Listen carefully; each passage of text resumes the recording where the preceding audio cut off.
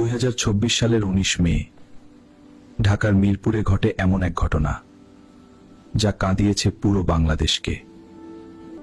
তাড়াতাড়ি কর মা, স্কুলে দেরি হয়ে যাবে। আম্মু, আজ আমি ক্লাসে প্রথম হব। পাশের ফ্ল্যাটের ভাড়াটিয়া সোহেল রানা বাইরে স্বাভাবিক হলো মানুষ মনে হলেও, রামিসা এদিকে আসো, তোমার জন্য চকলেট রেখেছি। সত্যি আঙ্কেল?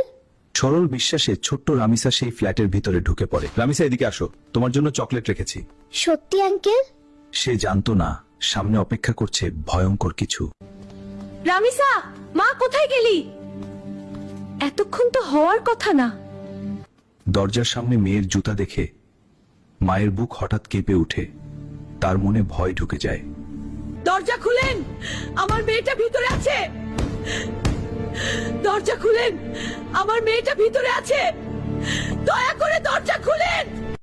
বাইরে মায়ের চিৎকার শুনে আতঙ্কে কাঁপতে থাকে ঘাতক।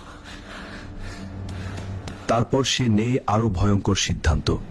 দরজা ভাঙেন, নিশ্চয়ই ভিতরে কিছু হয়েছে। এতক্ষণ দরজা খুলছে না কেন?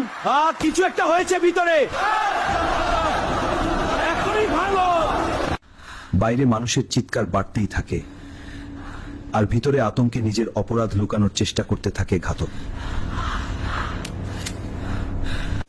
সবাই দরজা ভাঙার চেষ্টা করার আগেই গ্রিল কেটে জানালা দিয়ে পালিয়ে যায় সোহেল রানা। কিন্তু তার স্ত্রী স্বপনা পালাতে পারেনি। জনতা তাকে আটকে পুলিশের হাতে তুলে দেয়।